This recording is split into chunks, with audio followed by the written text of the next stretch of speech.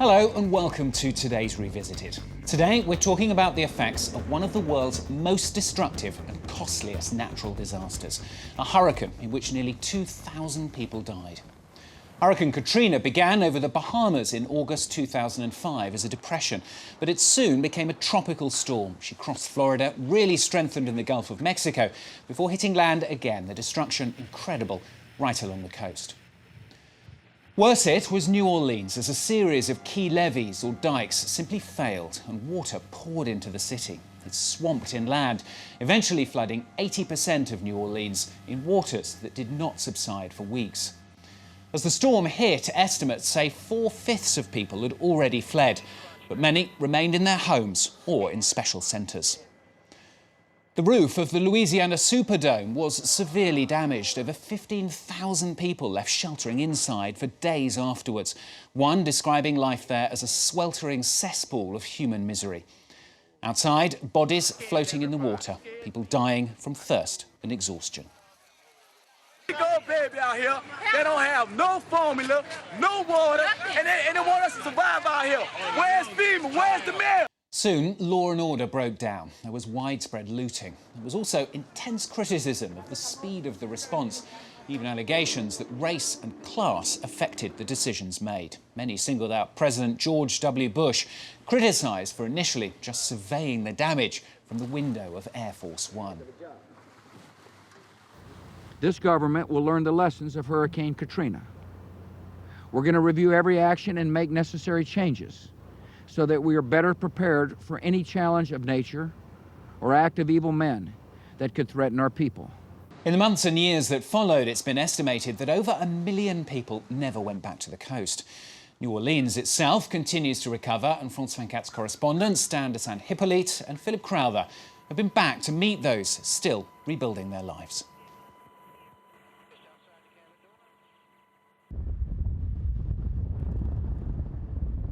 What you can imagine, it was houses, nothing but houses, nothing but trees and grass now. This was a busy neighborhood, like the French Quarter almost, you know. Used to climb in that tree every day as a kid.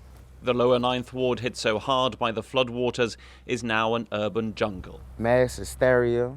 Wayne Harris spent the first 20 years of his life right crazy, here. Man. Many of his neighbours and friends died, their bodies found only weeks later. I seen the water coming. We heard the bus. And like me and my grandfather, we just look out the window, we see the water just strolling. It wasn't like a big ass wave. It was just like, you know how water just slowly comes in and it slowly builds up. Man, I say that water rose up like this, kept on. About that fast. Like 30 like that. I feel sad, to be honest with you, you know. I mean, I have dreams at night, you know, and it'd be like I'm sitting back on that porch where 21 years of my life I always knew. And so now just to come back and you see this gone, it just makes you, you know, kind of be sad, you know what I'm saying? Whole neighbourhoods in New Orleans are no more. Houses abandoned and forgotten. Hurricane Katrina, that was over 8 years ago.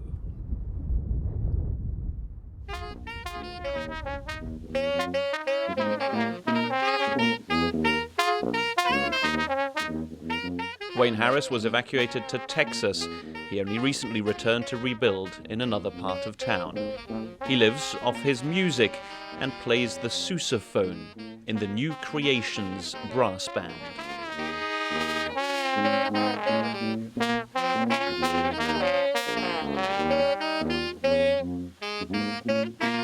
It's like in that movie, Princess and the Frog. When the prince first came to New Orleans, what he saw a brass band playing, you know?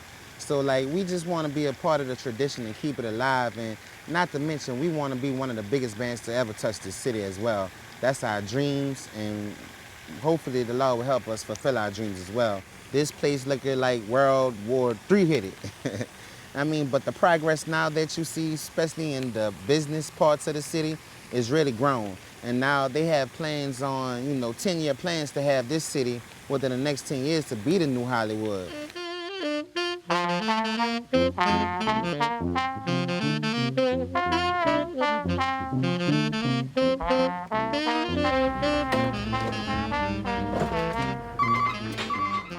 houses, first ravaged by the floodwaters, then looted in those post-Katrina days, are only now being razed to the ground. One thing's for sure, and it'll take more than good intentions to change it. Large parts of New Orleans still lie below sea level, the other side of the levees.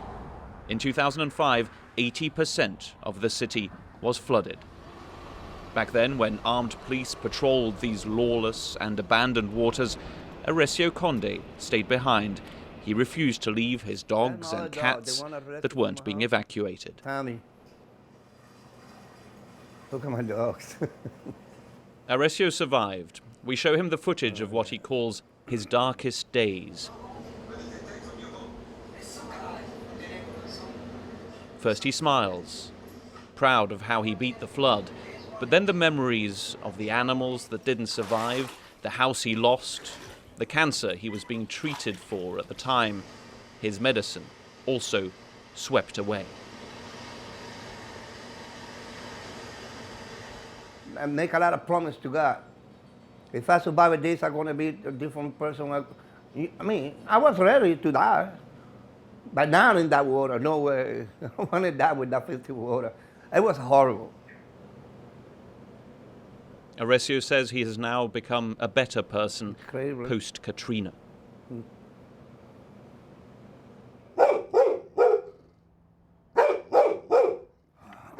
Who would have bet against a tragic end to this story?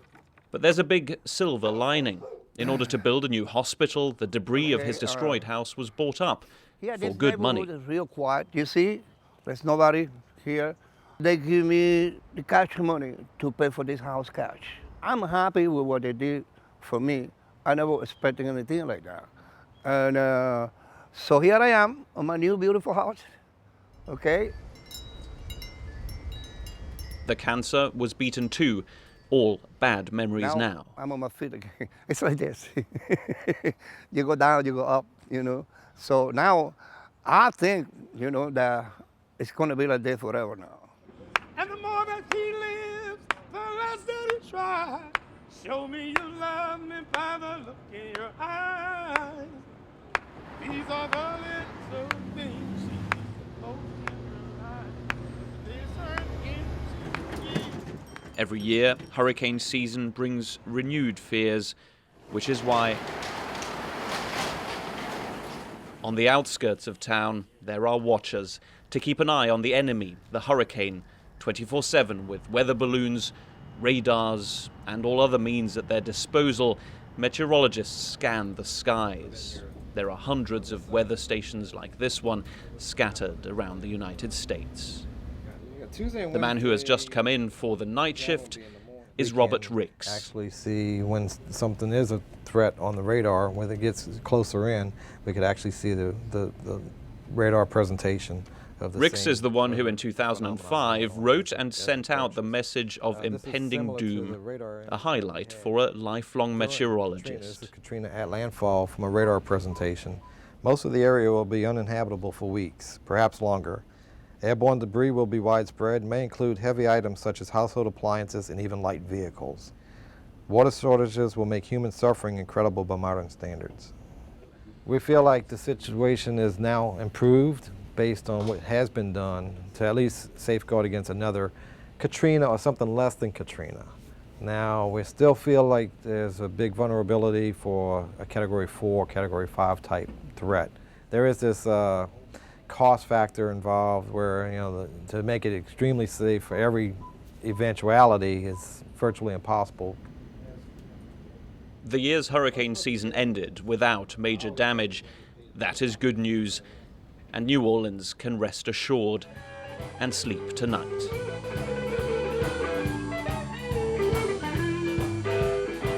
But sleep isn't something that this city prides itself on. The other side of town, in the famous French Quarter, it's an all-night party. On Frenchman Street, Wayne and the New Creations Brass Band are on stage, part of New Orleans' intoxicating jazz scene.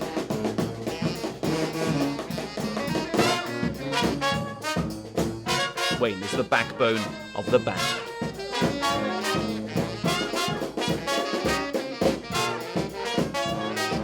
The city prides itself on its musical heritage, but it isn't stuck in the past.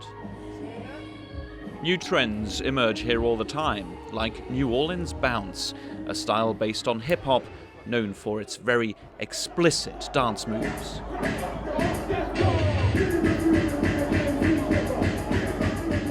This is Encore nightclub in a tough part of town.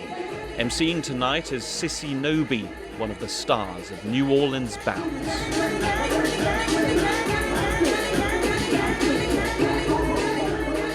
For the old generation, we still got the jazz and the blues and all them type of genres, which I love also, but the new generation, my age or younger, we know more about the about the bounce, about the bounce music and stuff. We're trying to make it more authentic for New Orleans. I feel like that's the reason why tourists come down now to hear bounce music. You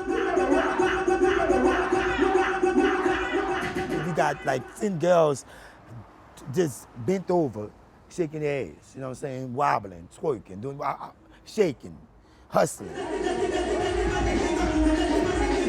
New Orleans, they want to hear that bounce, not that, I'm gonna kill you. No, they don't want to hear that. That hip hop rap and stuff. Oh, yeah. That's it.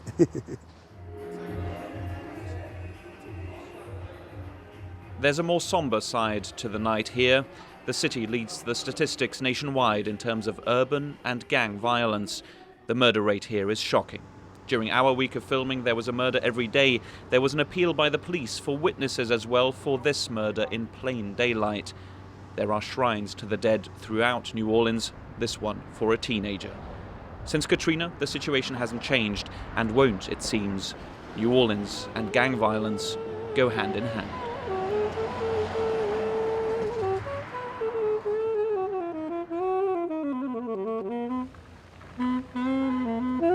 Tourism, music, violence. New Orleans has always been a city of contrasts.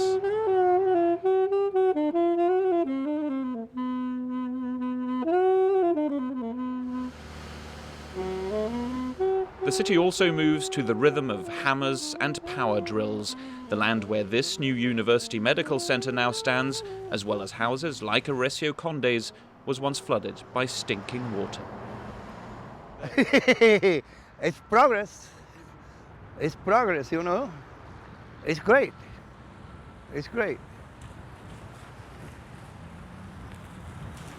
Nothing is left here. No homes, no shops, That's what my house no is. neighborhood. Over there. This is great. This is so good for the city and for the people. It's real good, And like I said before, the progress is stopping on that bridge over there. You see all the hospitals out on the other side, the hotels and everything. So it was like that for years and years and years until this project here. So this is good. This is where the water used to be, all over here. All the way.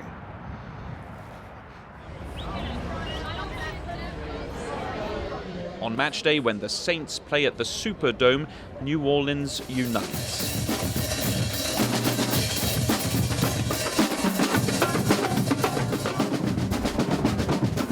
Football has been back at the stadium for a while now, but once there were 15,000 people stranded under its leaking roof.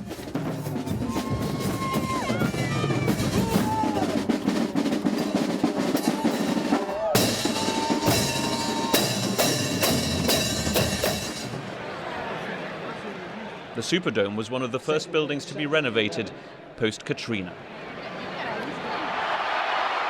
And when the New Orleans Saints take on the San Francisco 49ers, everyone is watching. Horacio in his new home. Wayne with his children and friends, this time without their instruments. And meteorologist Robert Ricks, wearing his lucky Saints jersey. The Saints grab a last-minute win. New Orleans celebrates and parties on. The city has witnessed many victories and defeats in the years since Katrina. In the wind column, new pumping stations throughout the city. The new walls all along the canals rebuilt as high as they once were. A lesson learnt. Oh, man.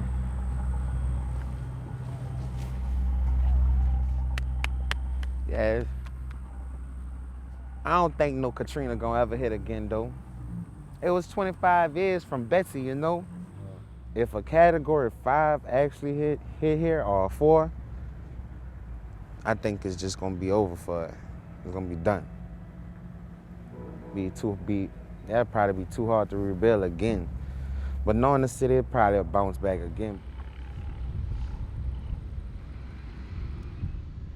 Those who have rebuilt their lives since and those who try to build a career here will have to put their trust in these walls. In the lower 9th Ward, there is some life amid the desolation. New homes come on stilts, just in case. And they also come with escape hatches to get out if the waters were to rise again. The people of New Orleans rebuilding their lives after the devastation of Hurricane Katrina. Well, that's this week's Revisited. Thanks for watching. Stay tuned, of course, for more editions coming up.